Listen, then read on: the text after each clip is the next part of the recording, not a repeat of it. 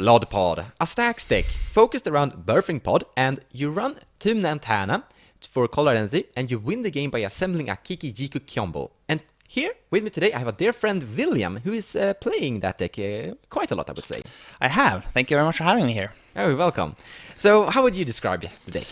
Well, it's a stax from a deck that's trying to disrupt your opponents from achieving their game plan, and you do that through a various of sort of removal, creatures, and enchantment and artifact stack pieces. You try to finish the games, like you said, with the Kiki Yiki combo today. You have these packages of cards that lets you win on the spot. Yeah, you have a lot of different variations of way to assemble it, correct? You do. You can use Survival of the Fittest, you can use Reanimator, Bird Alive combos, you can use Yisan the Wandering Bard, and you can use Birthing Pod, which is the namesake of the deck. Yeah. In today's version. There are a multitude of versions of the deck, however. Yeah. And you don't always play all of them, right? Or you play some of them. You usually play quite a few of them, because they're really good cards. There's not a single card in that list which isn't great generally, unless you're not running a Reanimator package. So how does the deck flow? How does it look like when you play it? So the deck generally wants to achieve three things. At first, it wants to disrupt your opponents, because your opponents will play combo decks and they'll play, value grinding decks that tries to win through their game plans. And you need to disrupt that because you simply aren't as fast and as consistent as they are. Yeah. Secondly, you need to break parity, because after you have, gotten control of the board using cards like Blood Moon and Stranglehold, you will realize that these cards are actually symmetrical. And when they are symmetrical, that means you are in the same position as your opponent. Yes. So you need to break parity. And usually, the standard way of doing this in Bloodpod is simply by playing creatures and Timna the Weaver. Yeah. To explain what breaking parity actually kind of means, It's is you are in a situation where you are getting ahead. You are breaking parity against your opponents as you are gaining more something out of the situation. Essentially, it's like you gain an unfair advantage in a situation where both players are under pressure of some sort. Yeah. And then you break parity. That's the most vital part, because if you don't, you are in a worse position than your opponent. And after breaking parity, you will grind away and either kill them by simply fighting combat damage, or you try to win through a combo, which will be one of these Kiki Yiki versions generally today. Yeah. I've been playing against your Bloodpod deck quite a lot, and other Bloodpod decks quite a lot, and I've realized and seen that it doesn't perform the same as it used to. When the deck came, first was really good. It was amazing. Yeah. But now I would say it's fallen a little bit in power level. And I think one of the reasons you actually mentioned, for it to actually get going and you need to win, Timna is really important. Or actually breaking parity is really important and getting ahead. Yeah. For example, if you put like Blood Moon, Stranglehold into play, and you're drawing 1 card per turn, but another player is drawing 3 cards per turn, then you can't win. You can't win. Yeah, you're going to lose because the player is just going to draw more value than you, and suddenly just destroy your pieces and then combo off and win. Yeah, clearly. So over the years, the meta has evolved and become way more efficient and streamlined. Flash Hulk is a big contributor to this, but there's, decks have simply gotten better. We've gotten a better understanding of the format, and these kind of decks generally thrive when the format, where the decks aren't as efficient. Yeah. Today when we play the deck, we usually play a version that's called Metapod.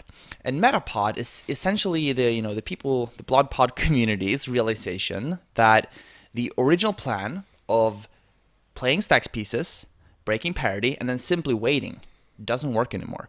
The simply waiting was usually, you destroy your opponents by attacking with your mana elves and your Timna, and then maybe you finish off with a Sun Titan or an Elvish Norn. Yeah. Maybe, right? If you get there. You can you just simply pressure them. And there are so many decks now that are actually equipped to fight back. I mean, not only equipped, just efficient enough that they can just win with, simply, 1 removal spell and then 2 mana. Yeah. You can just remove the vital stacks piece and then simply push through and win. Yeah. So you don't have time to wait until turn 20. If at turn 6 or 7 you have to win, the deck has to be able to actually win, to put that kind of pressure, the combo pressure. Mm-hmm. The games generally still are, you win through fighting. That is the plan A. Yeah. However, you have to be able to adapt quickly. And in today's version, you use black tutors generally, or some of the green tutors, which we mentioned earlier, to simply pull out a win out of nowhere. Yeah. But how as the meta has changed, and what is Bloodpod going to do? Because this is important. Bloodpod is a stax deck. It's a meta deck. It's a deck that adapts towards your opponent's metagame. Absolutely. And therefore, when you're going to build a Bloodpod deck, you can't just look at internet and see, this is the deck I'm going to copy and now it's finished. Because it's never going to be finished. If the meta changes, the deck has to change as well. And the meta has changed. Fast as Oracle came and we have Sushi Hall. Yeah, absolutely. Now suddenly we need to think about that. Yeah. I like to say it this way. I think Bloodpod is the only deck in CD, like in the community that is playing 160 cards. Because when you buy the Bloodpod deck, you can't just buy a list off online and think it will perform, because it will depend on what you're facing. Yeah. So when these new decks come, it will take a while for them to find their place, find their optimal lists, find their preferred win cons and interactive suits, and that takes a long time. Yeah. And during that time, the deck is changing, and people are playing different cards, and that means that you can easily come to the table with a removal suit that doesn't work on your opponent's game plan. Yeah. And even after they're finished, it's going to take a time for the Bloodpod community to figure out what they're playing, what they're supposed to be like, what's the lean, perfect strategy. Because in these between a new card that changes something up and the new deck is perfected, in between these 2 points, it's confusion. It's inefficient. Yeah. So, and in this deck relies on the fact that you make your opponents inefficient, and your deck is equipped to handle these inefficiencies. Yeah. And I think this is really difficult. Yes, absolutely. Because it feels like you have to know more about your opponent's deck than your own deck. Yes, absolutely. So you kind of have to know how efficient your piece is. How good is Stranglehold? You have to have a feeling of that. Yes. And the best way, I think, is actually getting that feeling is to play the decks that you're trying to beat. Mm-hmm. So, for example, if you play, let's say, Food Chain Sliver, and you suddenly run into a Rule of Law, that's shutting you down. It is. But how efficient is it shutting you down? How efficient are you able to get through it? Not quite, because when you play that, when you're in that situation, you will notice that, the first sliver will be able to play through, they will perform their game plan through that over time. They will generate value and play their deck because they play good cards. And in the end, they will have an advantage because it's hard to break parity against that situation by just having a rule law effect. And you will realize it doesn't matter. You will gain an advantage over time, and then you will remove the rule of law and you simply win. Yeah. But I also think that I have an example. Yes. I played a Yeast and the Wandering Bard once, way back, and I was going up against a Teferi Chainveil, and the Teferi Chainveil had a very obvious card inside his deck, Cursed Totem, really good versus Yeast and other creature decks. And I was like, oh, okay, I can't win. I have to hold on. The guy doesn't have any creatures. Yeah, he's facing. Fash. Yeah. It took me 3 turns to kill him. Yeah, it's those are the kind of things when you read a deck list and you learn about the plan of a deck. You don't think about the possibilities you would do if that game plan would be unavailable, right? If you're playing the Yisan deck and your plan is to a Yisan deck will never win through straight combat with elves. Like that would just never happen in a cEDH deck. Because Yisan is too slow, Yisan will just win by his combos. Yeah. But if Yisan cannot execute on his combos, he has no choice but trying to win without them. And, exactly. Then you have to fight. And if your deck is better at fighting than your opponent's deck, it will work. Exactly. So it's not much about disrupting, what your opponent is doing. It's about figuring out what actually matters. That's a very interesting point. Yeah. Figuring out what exactly matters. Because you can disrupt a deck quite a lot of different ways. But are you actually doing something they care about? Mm-hmm. For example, if you play, let's say, Pyroclasm and destroy all their mana dorks, Flash is 1 blue and 1 generic. They don't need more. Yeah, but that is one of the big reasons that I don't like effects like Ruination or Armageddon. Oh. Because these cards, they seem so powerful, mass land destruction. Wow. It's like the bane of the casual player, It's horrible to have that feeling happen. But the problem with cEDH is that people don't need that many resources to work with longer because their decks are so efficient and they're built to handle low amounts of mana. Yes. So if you use those kind of effects, it slows you down as well. Yes. And then you are so slow that they will simply draw new lands, play them, and then win. So Exactly. that's what we're talking about, breaking parity. That's why it's so easy when you're a new player to playing stacks. Cards like Ruination and Armageddon, they seem so exciting. They seem so explosive. And when you go to an experienced player and you're like, I like this card, I want to play it. And they're like, it's not good, don't play it. And it looks like a joke because people play Strip Mine, which is one card for one of their lands. And Armageddon, it's like 40 lands with one card. And that's amazing to play. But truth is, if you don't break parity, you don't win. Yeah. And that's what Blood Pod I think essentially this comes is a down very to. hard lesson to learn. It's an extremely hard lesson. I have still struggle. I've played this deck for years, and I still struggle to not include cards like that. It's kind of like win more in control decks or in combo decks. It's like if you don't need it, you don't have to have it. Yeah, that really makes it really difficult to choose cards for this deck. it does. Like, okay, this one or that one, it's hard. It's fun blowing up all their lands, but it's just not good. It looks so good, but it's just not. Yeah, Because it doesn't matter, right? You have to figure out what actually matters. that's difficult. It is. I would actually like to say this. Bloodpod shouldn't be your first deck you build. in No, cEDH. probably not. Probably not. You need to have a great knowledge of what your opponents are doing, and more importantly, what actually matters. Because I think the best way to figure out what matters for a deck is to play that deck. Yeah. Because you will have a feeling. If you're playing a 4-color deck and the stack's opponent's holding a card and they're putting it down on the table, and you can feel your heart sinking when it's Blood Moon. Yes.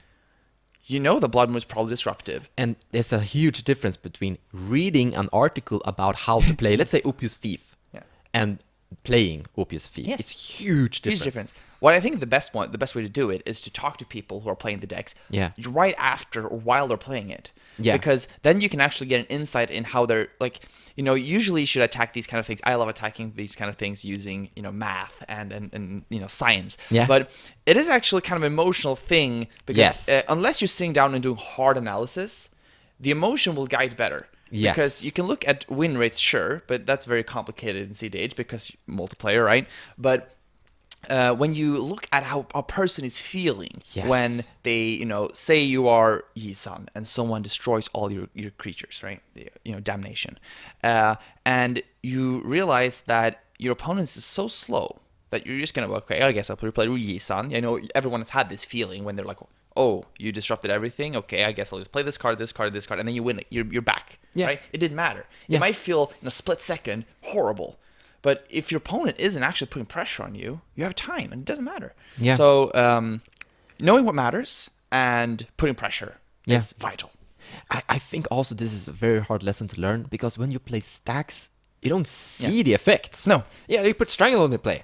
It doesn't do anything. It doesn't do anything. Well, And then nothing's your happening. opponent is like, their hand is like fetch land, tutor, fetch land. And you're like, and then you're sitting there and they look like they're just trying to not show that they got, they're trying to hide really bad. poker face. Yeah, exactly. They're like, oh no, okay, fine. I'm take my not- turn, I don't draw, go, And you go, oh, you're like, Stranglehold. you're It like, doesn't I just do wasted anything. my entire turn playing Stranglehold.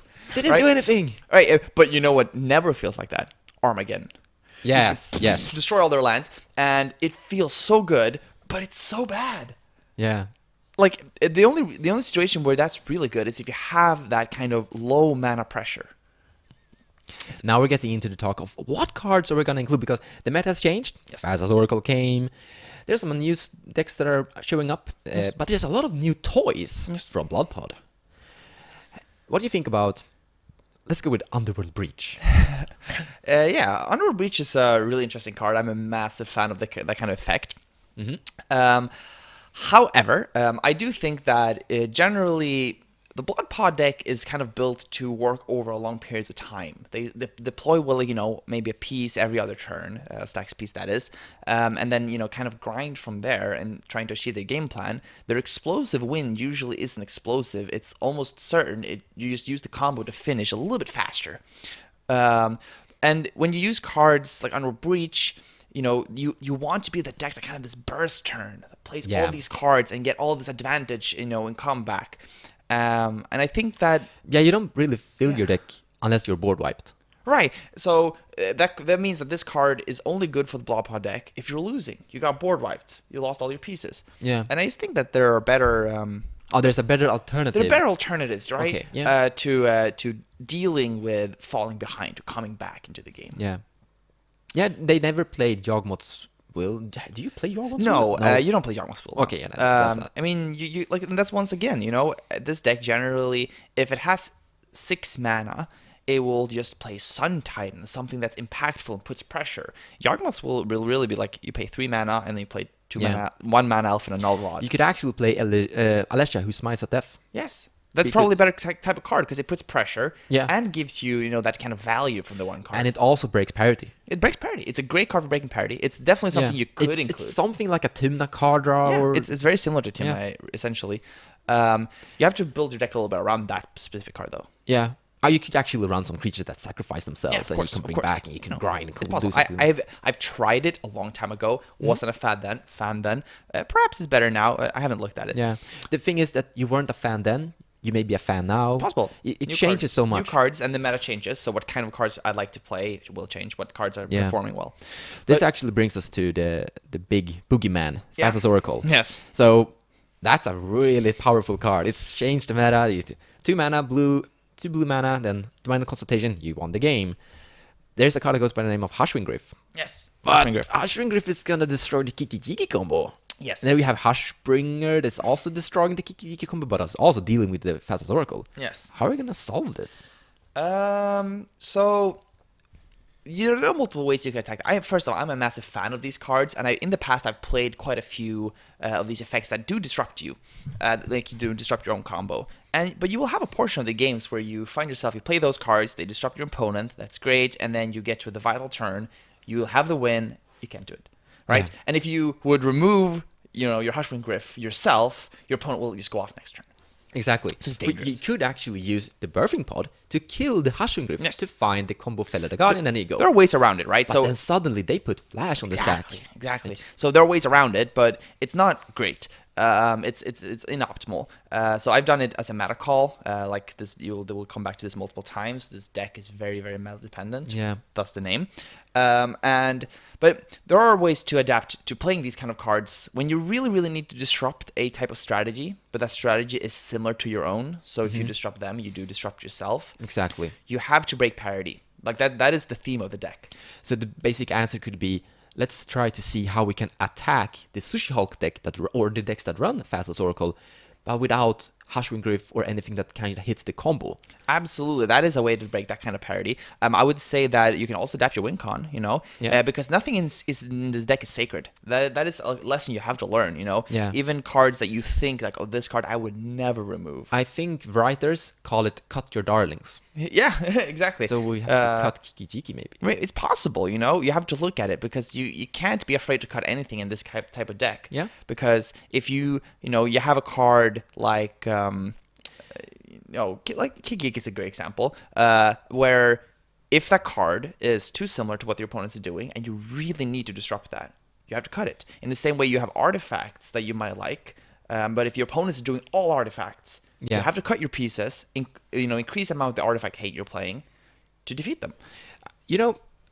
I think Bloodpod is currently playing both Null Rod and Stony Silence, and maybe even Collector Oof. It is playing all three, and it's also playing Sol Ring and Mana Crypt. Yeah, but when I look at the current meta today, Sushi Hulk plays 5 artifacts. Yes. And people who aren't playing Ice Conceptor anymore, should we actually cut Null Rod now?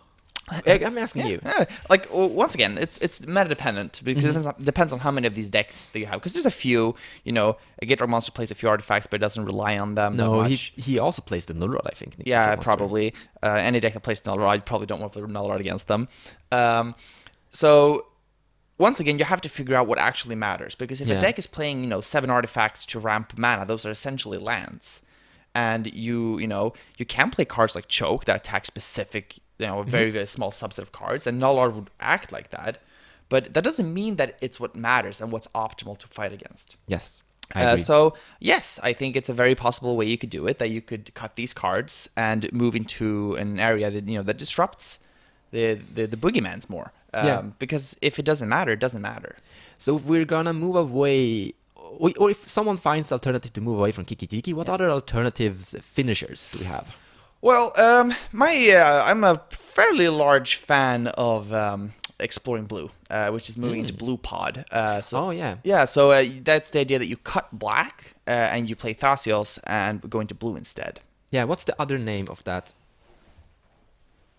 guy? It's The Bruiser. Bruce Farrell. Yes. It's the very manly man. Very manly, great art. It's Great a guy. white-red guy. He's basically there for color identity, right? Yeah, exactly. You use UC for color identity. He's a okay beater. You know, he's not that much worse than Tana. Yeah, he's basically a different Tana. Exactly. Tana has a little bit better synergies than he does, but he you plays get similar skull roles. clamp stuff, Yeah, he plays similar roles. You know, Elish Norn and stuff like that. Yeah.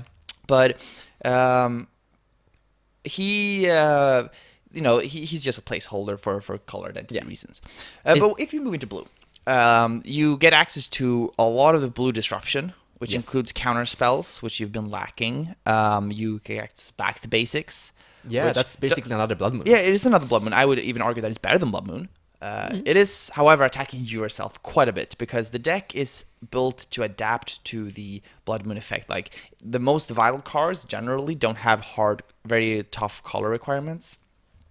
But if the meta is moving away from artifacts, and you're cutting Null Rod, you could actually add a few artifacts for mana fixing. It's true, absolutely. That is something you could do, and that's the kind of thinking you have to do when you have this deck. That's why I'm saying the deck could be 160 cards. We don't have an answer to what you should do. Sorry, we are telling you.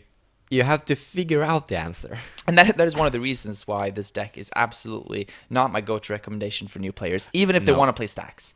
Because this is the stacks deck to play, but it's very harsh on you. Both in deck construction and in play. Yeah. You have to know what your opponents are going to do before they are actually doing it. Yes. It's insane. Yeah. But if we move back to blue, there's quite a few cards that I would like to play. You know, you can get to Mystery Remora and Rustic Study. I think those are two best cards in the format. But you get access to a large amount of tools. Uku? Uku? Absolutely. Uku and Narset, Planeswalkers. You know, I kind of want to stop here on Planeswalkers for a second because when we talked about Underworld Breach and the recovery mechanic, usually recovery mechanics are needed when you have fallen behind. And usually this deck falls behind if it's wiped for some reason. So if your board wipes, you lose all your creatures. I think the best way to combat this is not to have recursion tools. You know, maybe have a few recursion tools, but not like these grand recursion tools. But you have diversity in your card types. So adding Planeswalkers to the deck, and you know, which is pressured generally by creatures, and not much else. You know, very few decks play other removals, you know, except for, you know, all permanent, non-land permanent removals for Planeswalkers. They're pretty hard to interact with unless you have creatures. And we're running a creature deck, so we have we usually have, you know, creature superiority. And you combine that with artifacts and enchantments and creatures. And, you know, you have various different card types. And that makes you harder to interact with. You become more diverse. Yeah, more diverse. And a great example, I think, is Eidolon Rhetoric. And Rule of Law, because these two cards perform the same stacks effect, and they attack the same type of deck, but one gets a type of creature removal and one doesn't. Yeah, basically you keep your Rule of Law if someone board wipes. Yeah, you can play both like at the same time, and you know, it's just for safety. Yeah. But you can also, you know, both get tutored by a enchantment tutor. So you could, if you have the option, if you say you have a tutor for an enchantment, you could get the one which you think will stay on the board with it, like what's best for this board, you know, depending on what your opponent is playing. So it's interesting. I really agree with you here. Yeah.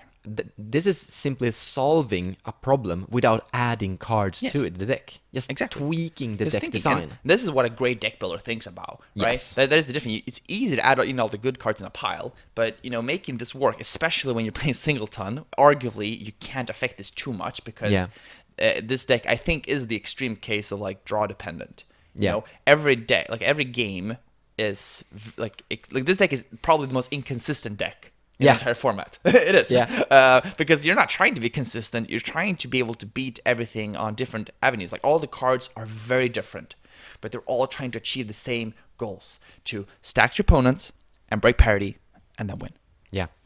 So if we move over to Blue Pod, we still have the Kiki Birthing Pod combo. Yes. But could we do anything differently here? Well, you do lose a little bit of the consistency because when you lose black, you lose access to the tutors. You still have blue, so that's really good at tutoring artifacts. It's true. It's true. And You have green some is replacements. awesome to tutor creatures. You do run into issues of slots though. Yeah. Because the risk here is that you remove the black tutors, you add the blue tutors, you remove something else for counter spells. There's not that many black cards in the deck that's pure black. There's a few, but not that many.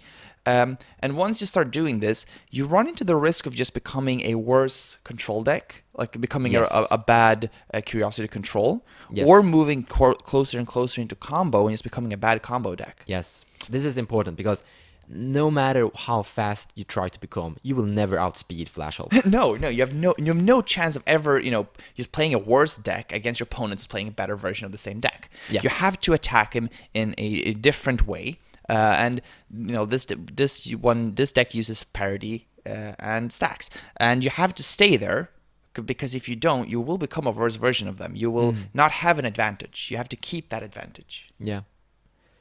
Interesting. Yeah, I think so too. So, but if you would add blue, you would also add Thrasius that could give you some other combos. And then you could, for example, go for the Bomberman combo. Yes, you could. And if you add the Bomberman combo, you could add Hushring Griff, Hushbringer, and Containment Priest. Yes. 3 cards that are great versus the current meta. And you are no longer affected by it because you're no longer on Kiki. Yeah. But it goes back to what you're saying. Maybe that's bad. I think you end up in like essentially a Breya deck then. Like you might as well Yeah. add in the artifacts, and then suddenly you are in a tier 1.52 deck, which tries to win in combo. I think you run into those problems pretty fast. I think the way to add in blue is to not make it too large of a part of your deck because you don't want to be susceptible to the weaknesses that blue doesn't have many weaknesses, but it has a few. And because if you don't have a different avenue of how you perform your game plan compared to the other decks, you will fall for the same kind of hate. Yeah.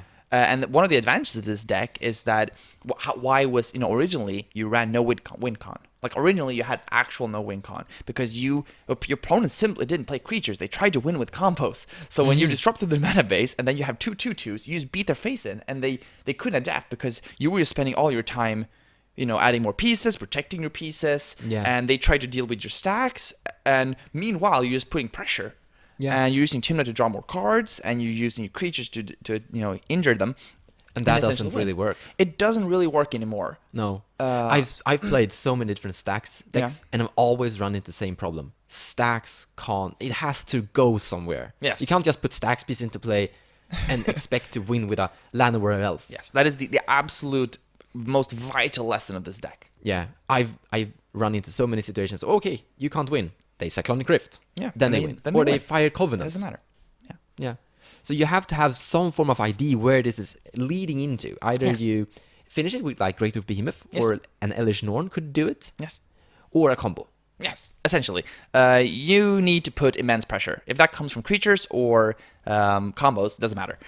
You can go, nowadays combo is preferable, but creatures is also a form of pressure that is always there. They're not mutually exclusive, right? No. You will have creatures because why you're playing Timna today, which is the biggest concern about switching her out, is that she is the most vital part of breaking parity. Yes. She puts pressure, she gains you life, she draws you cards. And she utilizes the hatebears. She uses even Mind Sensor. Yes, she loves all the mana elves. She loves, Ys and getting more creatures. She loves everything, and she will essentially win the game. If you play a game with Bloodpod and you deploy Tana early, and then you compare that to a game where you didn't deploy Timna early, I meant Timna first time, you will find that the win percentages are crazy different. Yeah. Your win percentage will spike so hard if you manage to stick Timna early in the game. This basically goes back to you need to become an arch enemy Yeah. of some sort. You need to build become bigger Yes. than your opponents, and then eventually The win. ultimate parry breaker, and that's why you're playing her. That's why this deck exists. Yeah. Which that makes me kind of concerned switching her out into And going blue to build. Thrasios, because Yes, could he I'm- actually perform the same? and it becomes a different deck. It becomes a completely different deck. Like you call Blue Pod and Blood Pod, and yes, these decks have some similarities, but they're so absurdly different because they're trying to break parity in different ways. Yeah, but this is also going back to maybe the answer is to swap out Tana for Thrasios and Yes. you just become the Of course, Thrasios of Timna. course. But And you're still playing like a stax. Yeah, I mean, I'd say that those decks are probably similar in strength, like how good they are right now. I would say because you lose Tana is interesting because she actually comes with more than you think. Yeah. Her mana cost of having a commander at 4 mana is immensely important Yeah. for the karmic guidelines, which allows you to have your 1-card wins. Yeah, that's true. So she's vital for that. You lose that, but you'd also lose Kiki switching out red. Yeah, you basically swap red for blue. Exactly. So once again, it becomes a different deck. You lose a few of the good stacks pieces, but you do gain quite a few other great ones, including counter spells. Yeah. So once again, I think that line is probably the most legitimate. And you end up with something that's fairly close. Yeah, we're just theorizing here. We don't really know because this is something you have to play and feel. Going back to putting Yeah. a card into play and observing the feeling you get. Yeah. And just I'd take a look at what actually matters, right? Think about what you're doing that had an impact and what actually didn't, because that can be really deceptive. Yeah. You can think something has an impact. I think, once again, like Ruination is a great example. yeah, The impact looks so real, but it doesn't have to be. exactly. And that requires some analysis. Yeah. So, finalizing it. Fair enough. Where are we gonna put the power level of this pile of cards?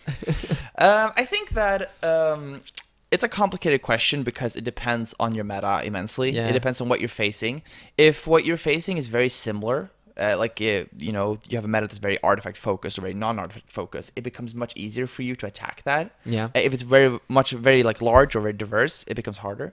But I also think that this is legitimately the hardest Magic deck that I ever played in my life, and that means that your results will vary with how skilled you are. Yeah. And that from this deck, it's not only executing this deck, but it is knowing every single other deck and Yeah. what they care about and what matters for them. So I would say maybe on a scale 1 to 10, this deck is probably like a 7 today. It was higher previously, but I do think that if it's played optimally, it is a very strong deck, a very strong contender. It's not quite on the Sushi Hulk level, but it's a very strong contender. Yeah. However, I do think that the real average is closer to 4. Ouch. And when I'm playing it, maybe it's a 5 or 6. I played this deck You're for too hard to yourself. maybe, but I'm playing this deck for a long time, and I still catch myself making these clear mistakes. Yeah. But I don't catch them until after the game. And it's so easy to just lie to yourself and say, I played well, It was obvious I had to get Linvala because they had tons and tons of elves. But it didn't matter. It's not what changed the outcome of the game, because Yeah. they gained the mana anyway. It's hard to realize that. So it's I agree with you. It's very difficult to actually put this deck on a power level. From 1 to 10, I think it's impossible. Yeah, and it's absolutely. probably the wrong thing to do because the power level will go up and down as the meta changed. If the meta becomes something that is easily more attacked with this deck, then it's gonna be great. But I'm gonna put it to, it's a struggling deck. It is. It's a deck that really needs to change all the time. Yes, all the time. And But in it's, particular now when we have this addition of new cards that switch up the meta. yeah, especially, and also because the new cards are affected by stacks pieces Yes. that affect the original combo. Yes. And that just tweaks suddenly, what are we gonna do here? Yes, absolutely. So I think it's a really interesting deck, but I think it's fallen really. I want to say that it is my favorite deck in play. Like, I think it's the most fun to play. It's incredibly inconsistent, however, and that somewhat leads into the fun because every time you draw a new hand, you have to think about what your opponent's doing and what you have. You basically play a new game every game. Absolutely. It's never the same game It's never ever. the same. And never the same. Yeah. And just tweaking one opponent completely Completely changes changes everything, yeah. anything. Yeah. Absolutely. But one thing I realized that this is a very popular deck. There are so many people talking about, I want to build a Blood Pod deck. Yeah, but it's what represents stacks today, right? Because Kinda. combo is so... It's obviously what people are playing it. right? Yeah. And there's a few control decks, you know, how control looks today, you know, Yeah. Curiosity Control somewhat. But when you talk about stacks, Suddenly, people see Bloodpod in their heads. exactly, it is stacks today. Essentially, Yeah. since Teferi Chainwell, which is kind of a stacks deck, you know, people call it stacks, but I don't think it is. No, it's not. Like, right? It plays like 4 stacks pieces. It's more like a mono blue control combo Exactly. deck. I don't even know if it's a control. It's just I don't know. I But also think it's dead. yeah, no, it is dead. I think, but it's fallen, you know, completely. But I think this is what becomes stacks, and people like playing stacks. It's a form of control. Yeah. It's an assertive control. Like I said, like, you know, it moves like a, you know, preemptive control deck. Yeah. It's fun to play. To summarize the complete video, thank you so much for watching. But as we've been saying, this is probably not a deck you should build if you're a beginner to cEDH. And when you actually start considering collecting and building a Bloodpod, you probably have to collect like the entire format of Yes. stacks cards. I mean, you can start off with one, and then we have to tweak it. You know, you're not finished when you have your 100 cards. Yeah, but don't net deck this one. No, you start and then, you know, you talk to people and see what kind of what they are afraid of, what they would be afraid to disrupt. I would start, you know, with an original deck and then kind of make a massive maybe board and then build what fits for your meta. I think the best teachers for this deck are your opponents. The people that are playing Sushi Halls, the people that play Tassigur, Gitrog, and Opius Thief, all of them, listen to what they say, what they feel. I would go so far as like when you're playing against them, you can ask them like, "Hey, I tutored for this card." Like, say you know you put it away, you don't tell them what it is, and then you ask them, "This is now tutored. What do you not want me to flip up right now?" Yeah. Right? Like, which stacks piece are you terrified of? And then you know you can flip what you actually got, and it doesn't affect the game, but it teaches you a lot. That's a good lesson. Yeah, That's a really good lesson. It's a great way to do it when you're playing, you know, with friends. Yeah. Yeah. All right. Hope you enjoyed the video, and thanks for watching. Thanks. Thank you so much for watching, and I hope you enjoyed the video and that it brought you something. I would like to give an extra special thanks to all of my patrons that supports me and helps this channel to grow. And if you like what I do and you wanna support me, feel free to share my videos. Also, purchasing cards from the TCG Players website using the affiliate link down below will also help the channel grow. So a big thank you to all of you.